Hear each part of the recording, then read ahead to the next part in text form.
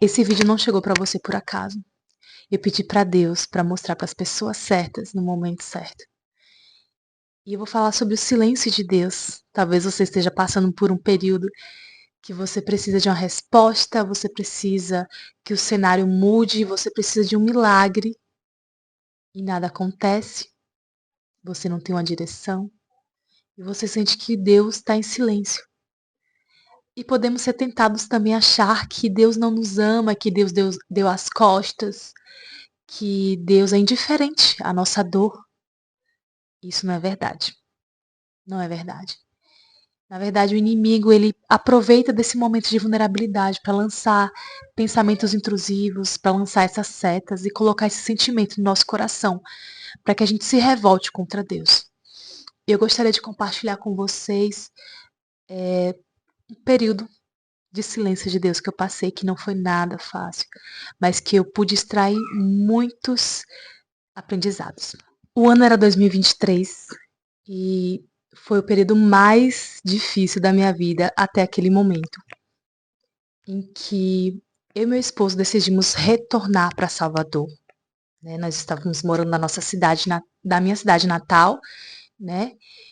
Fomos na pandemia em busca de recomeçar a vida, né? Enfim, com muitos sonhos e projetos, mas chegou um momento que a gente percebeu que aquele ambiente ali não era mais saudável, não era o melhor para nós, para o nosso futuro. Então nós abandonamos sonhos, projetos e fomos recomeçar novamente em Salvador. Mas nós fomos morar de favor na casa dos meus sogros, né, dos pais do meu esposo. Teve uma oportunidade de emprego para ele e a nossa renda naquele momento era de X e foi para metade.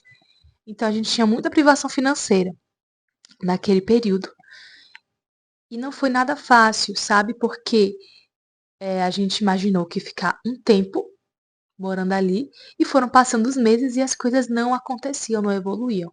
E não foi nada fácil, nem para ninguém, certo? Mas eu posso dizer, para mim, foi muito difícil, porque viver privação financeira não é fácil. Mas você viver isso em circunstâncias assim que você não tem a sua privacidade, você não tem o seu canto, você sente que está ali de certa forma, mesmo que as pessoas sejam de braços abertos, está incomodando, está atrapalhando a privacidade de todos, sabe?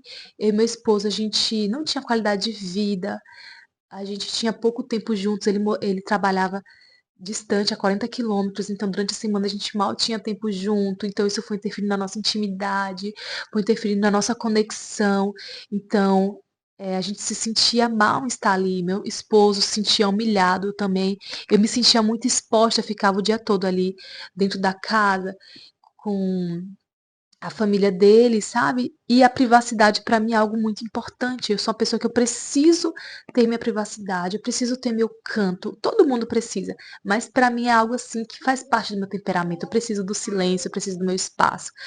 Então isso foi me incomodando, sem falar da questão da maternidade, que não é fácil, gente. Minha filha de primeira viagem não tinha experiência. Embora eu tivesse o apoio deles ali, mas estar naquela circunstância para mim era difícil, né? E como eu falei, muita privação financeira, a gente mal dava para sobreviver, a gente não conseguia dar as coisas que a gente queria para nossa filha. O essencial ela tinha, mas sabe, era tudo muito regradinho. Até o primeiro ano de vida dela, ela tinha poucos brinquedos, eram brinquedos simples, enfim, não era fácil a situação. E chegou um momento que eu fui aguentando aquilo ali, aguentando, mas eu já estava além do meu limite, sabe? E a gente não via uma mudança de cenário. E uma outra questão também, como eu falei, o meu esposo, a gente deixou de falar dos nossos sentimentos um para o outro. E eu também não tinha a quem recorrer. Havia tido rupturas, né, anteriormente com a minha família de origem, então eu me sentia muito sozinha. Eu não tinha para quem recorrer, para falar dos meus sentimentos, para desabafar, para chorar, para ter cola, eu não tinha. E eu e meu esposo, a gente estava meio distante, a gente estava tentando viver a vida, tentando levar a vida, sobreviver, sabe? E eu tinha Deus, quem sempre foi o meu melhor amigo, meu confidente. Só que nesse processo, nesse período que eu mais precisei dele, ele simplesmente decidiu ficar em silêncio. Então, Deus ficou em silêncio e eu me senti muito só, muito desamparada. E o que a gente mais precisava naquele momento era ter o nosso canto. Era o que a gente mais precisava. E as coisas não aconteciam. O nosso plano era construir em cima da casa dos meus sogros, que tinha uma laje, porque a gente entendia que precisava também ter eles por perto, né? Porque, querendo ou não, tinha uma filha pequena, não é fácil, gente, não é fácil para uma mãe. Só uma mãe sabe como é cuidar de uma criança, de um bebê, né, que fica praticamente o dia todo no colo, não andava ainda, então era muito exaustivo, muito cansativo. Então, às vezes eu precisava ir ao banheiro e eu não podia deixar ela sozinha, entende? Então a gente via que esse seria melhor, construir em cima. Só que para construir em cima a gente precisava de dinheiro. E a gente pensou em um empréstimo, mas não tinha de onde tirar esse empréstimo. Então chegou um momento que a situação para mim se tornou desesperadora. Eu sempre tive muita fé em Deus, muita fé, sempre fui uma pessoa de muita fé, de oração. Só que nesse momento em que tinha silêncio absoluto, a minha fé foi abalada. Então, assim, a gente precisava muito do dinheiro para construir em cima e eu não via solução. Então, chegou um momento em que o desespero bateu. E eu lembro que nesse período eu não tinha nem aonde chorar, porque eu não tinha um canto. Minha vontade era de gritar, a minha vontade era de chorar alto. E como eu estava na casa dos meus sogros, eu não tinha essa oportunidade. Então eu ficava segurando o choro. Eu tinha que ser forte para minha filha. E eu não queria chorar na frente dela. Então, às vezes, quando ela dormia, ela ia tirar um cochilinho, quando eu era menorzinha, eu ia para a escada que dava na laje, ia chorar. E nesse período, assim, nesse momento em que eu já tinha ultrapassado meu limite, a gente já estava 6 meses morando ali naquelas condições, né? E ninguém estava aguentando mais, essa era a verdade, porque, querendo ou não, interferia na rotina de todo mundo. E eu me sentia assim, sem rumo, eu sentia que nada iria acontecer. E eu fiquei desesperada, angustiada, eu fui pra escada chorar. E eu lembro que veio um sentimento muito forte dentro de mim. E um pensamento assim: Deus é sarcástico. Que Deus é esse que vê você nessa situação e simplesmente não faz nada, nem te responde? Então, naquele momento veio essa seta do maligno, só que veio como um sentimento muito forte, estava muito fragilizada, e eu aceitei aquele sentimento e veio um sentimento assim de revolta contra Deus, de raiva de Deus, vontade de blasfemar Deus, porque eu falei assim, sabe, Deus tá debochando da minha cara, porque assim, olha a situação que eu vim parar, eu nunca vivi isso na minha vida. Então, nesse momento em que já tinha ultrapassado o meu limite de suportar tudo aquilo que a gente estava vivendo, veio essa seta do maligno, sabe? E veio um sentimento muito forte de revolta contra Deus. E mesmo Deus em silêncio, ele usou de uma canção para ministrar meu coração. E essa canção dizia assim: Diz que amado sou, sem que eu me sinta assim. Diz que forte sou quando há fraqueza em mim. E que seguro estou se frágil me sentir. E que eu não estou só, pois eu pertenço a ti. Então, nesse momento que veio essa revolta, né, eu estava muito vulnerável, eu nunca tinha passado por isso, de Deus ficar em silêncio, Deus sempre me respondia, Deus sempre atendia as minhas orações, às vezes nem sempre do jeito que eu gostaria, mas, sabe, Ele sempre se comunicou comigo, mas dessa vez Ele tinha ficado em silêncio, então eu estava me sentindo totalmente desamparada. E Ele usou essa canção, e essa canção veio como refrigério. Meu sogro estava tocando essa música no andar de baixo.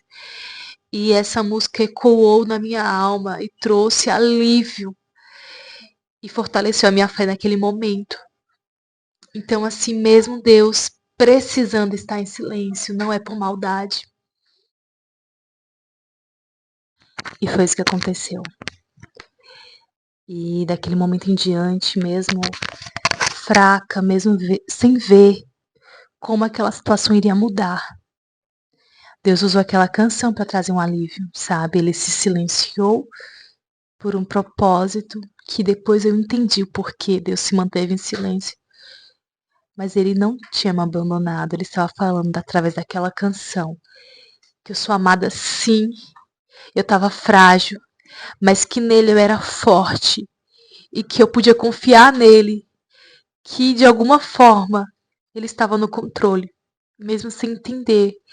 Eu decidi confiar e aquela canção trouxe a força, um pouquinho de força para eu conseguir aguentar mais um pouquinho. Para resumir a história, depois de alguns dias, talvez poucas semanas, eu não me lembro ao certo, o milagre aconteceu. E eu me emociono ao lembrar, porque Deus é um Deus de milagres, Deus é um Deus que se importa. E saiu um empréstimo de onde não teria condições de sair, sabe? E de repente aconteceu, surgiu, as coisas aconteceram, nós construímos nosso cantinho. Não, sabe, simples, aos pouquinhos a gente foi terminando, mas a gente teve o que a gente precisava naquele momento, o nosso canto, a nossa casa, o nosso lar, sabe? Depois disso eu enfrentei outros desafios, talvez não, mais difíceis do que esse, porque é sobre isso, sabe? E eu entendi que o silêncio de Deus nada mais é do que uma prova. Uma prova. Assim como na escola a gente tinha provas. E se a gente se esforçar, a gente vai lembrar que quando a gente ia fazer as provas, a gente tinha que ficar em silêncio. E o professor estava lá na frente também em silêncio.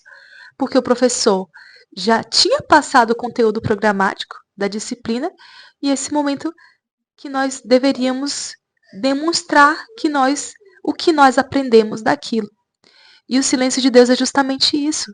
Deus é o nosso mestre, é o nosso professor, e ele fica em silêncio porque nós estamos sendo provados. Mas isso não significa que o Senhor é indiferente à nossa dor, que ele não entende que aquele processo é difícil. Mas ele precisa se manter em silêncio, porque é o momento de nós apresentarmos ali o que a gente aprendeu com ele até aquele momento. E eu entendi justamente isso, que eu estava sendo provada. Mas Deus nos prova com um desejo ardente de nos aprovar, né? Porque o Senhor anseia de nos ver crescendo. E esse teste justamente é para nos levar para o próximo nível, para a próxima série, digamos assim, né? E o que eu entendi também disso tudo, o Senhor ministrou meu coração sobre praia, sobre mar, eu amo, né? Eu vim de um lugar que tem muita praia e ele ministrou meu coração assim, filha, até esse momento você vivia comigo assim como se fosse na beira do mar, sabe?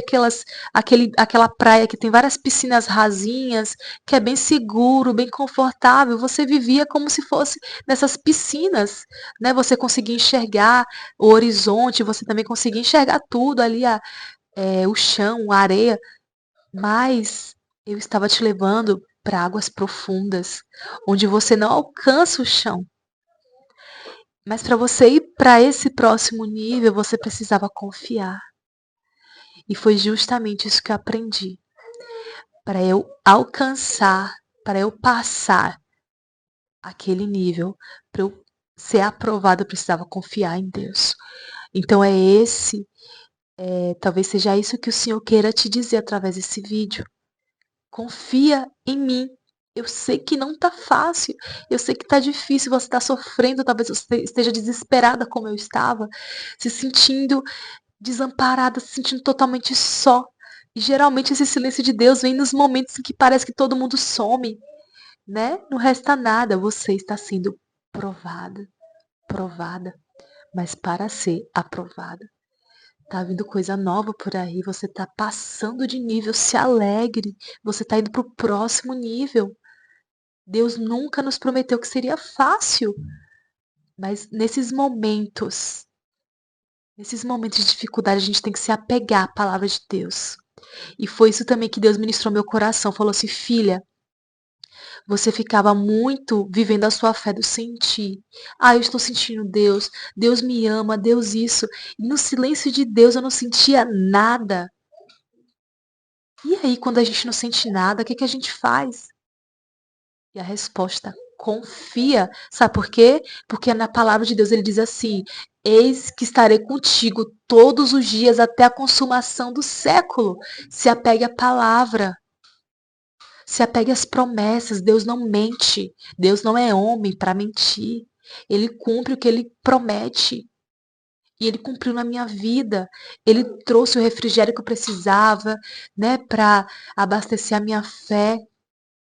E talvez ele use esse vídeo da mesma forma que ele usou aquela canção naquele dia, na escada, com aquele choro desesperado. Talvez eu esteja falando para pessoas que estão desesperadas, pessoas que estão sem esperança. Mas o Senhor te diz que vai passar. Ele vai entrar com providência. Ele vai chegar com o milagre que você precisa. O mal, o inferno não vai prevalecer contra a igreja de Cristo. Você é a igreja de Cristo, eu sou a igreja de Cristo. Deus é contigo. Logo, logo, essa prova vai passar e você vai se alegrar e você vai ter um testemunho assim como o meu para ajudar outras pessoas. Confia no Senhor, o mais Ele fará. Espero que esse vídeo tenha te ajudado, tenha fortalecido a sua fé. Se te ajudou, me ajuda nesse propósito. Deixa seu like, compartilhe com alguém que Deus deixar no seu coração. Clica no sininho, faz todas as coisas que você já sabe como é que funciona e me ajuda. Porque esse canal ele foi feito para o propósito de ajudar outras pessoas. Amém? Tchau, tchau e até o próximo vídeo.